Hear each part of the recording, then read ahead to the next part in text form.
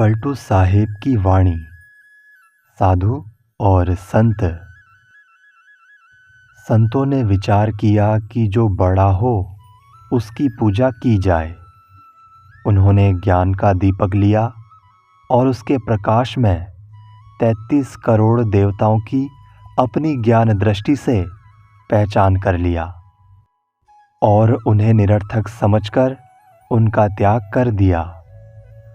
उन देवताओं में से खोजकर 3 को निकाल लिया, ब्रह्मा, विष्णु तथा शंकर।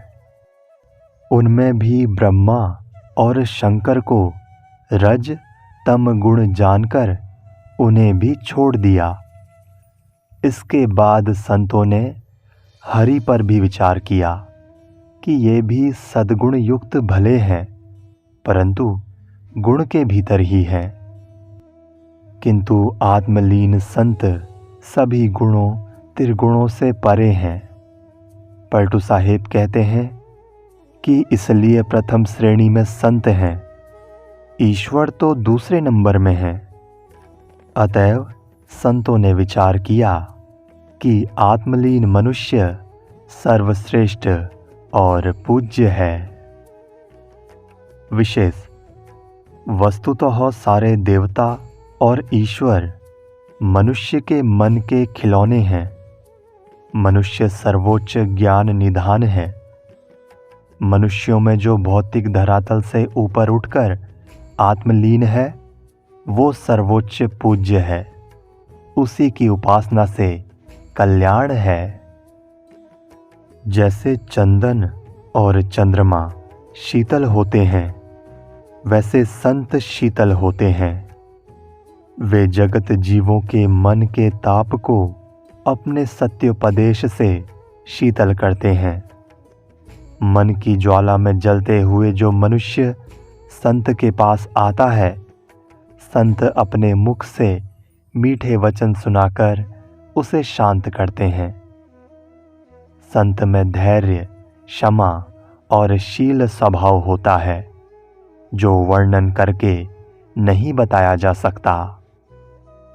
संत कोमल एवं विनम्र होते हैं। वे अत्यंत मीठे वचन सुनाकर वज्र जैसे कठोर स्वभाव वाले व्यक्ति को पानी के समान कोमल कर देते हैं। वे अपने पवित्र रहनी और आचरण से तथा पवित्र मुस्कान से ज्ञान की सुगंधि बिखेरते हैं। यदि ऐसे पवित्र संत के दर्शन सत्पात्र व्यक्ति पा जाए तो उसके तीनों ताप मिट जाएंगे। पलटू साहेब कहते हैं कि उस मुमुक्षु के मन की जलन तुरंत मिट जाएगी, फिर वो नहीं जलेगा, क्योंकि संत शीतल होते हैं। संत के समान कोमल चित्त दूसरे का नहीं होता है। वे सब पर दया करते हैं। संत अपने हित करने वाले तथा अहित करने वाले सब पर समता का बर्ताव करते हैं। पाप और पुण्य अपने हाथों के बनाए होते हैं। संत उन दोनों से ऊपर उठ जाते हैं। संत विनम्र होते हैं। उनकी मनोवृत्ति फूल जैसी कोमल और सद्गुण सुगंध से भरी होती है। उनके मन में स्वप्न में भी दोष नहीं आते। वे तो दूसरों के कल्याण के लिए उसे देखते हैं। वे प्रेम रस के मीठे गन्ने चूसते हैं। वे सबसे हिल मिलकर रहने वाले स्वभाव के होते हैं। वे मुस्कुराते हुए विनम्र और मीठी बोली बोलते हैं। उनका शरीर प्रफुल्ल और शीतल होने से दर्शनीय होता है। उनकी प्रेम भरी रत्नारी दृष्टि होती है। पलटू साहेब कहते हैं कि उन संत को कोई कुछ भी भला बुरा कहे, वे उससे थोड़ा भी उद्विग्न नहीं होते। संत के समान कोमल मन दूसरे का नहीं होता है। संत राम के निकट रहने वाले होते हैं। वे आत्मा राम में लीन होते हैं। अतएव संत जो करते हैं वही होता है। संत की ही आज्ञा से राम चलते हैं।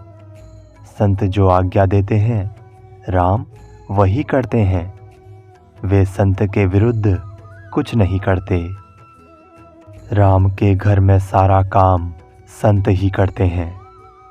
33 कोटि के सारे देवता संत से भय करते हैं।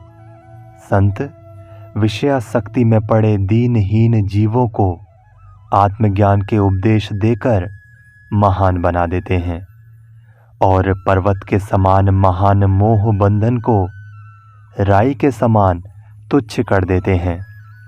अतएव राम के घर में संत का ही प्रभाव व्याप्त रहता है। पलटू साहिब कहते हैं कि राम के घर में अन्य कोई कर्ता धर्ता नहीं है। राम के निकट निवास करने वाले संत जो कुछ करते हैं वही होता है। विशेष ऊपर का कथन काव्यात्मक है। राम ब्रह्म, ईश्वर, खुदा, गॉड, परमात्मा, अल्लाह आदि केवल शब्द हैं। इनकी चरितार्था आत्मज्ञान और आत्म शांति में ही है।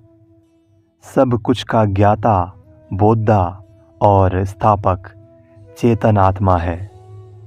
आत्मज्ञान, आत्मस्थिति मानव जीवन का सर्वोच्च उद्देश्य है। इसमें रमने वाले संत कहलाते हैं। इसलिए उक्त पदों में संत की बड़ाई की गई है। राम या ईश्वर कोई अलग नहीं है जिसके घर में संत रहते हैं। आत्मा ही परमात्मा है और उसमें संत स्थित होते हैं। इसलिए वे परमात्मा के घर में रहते हैं।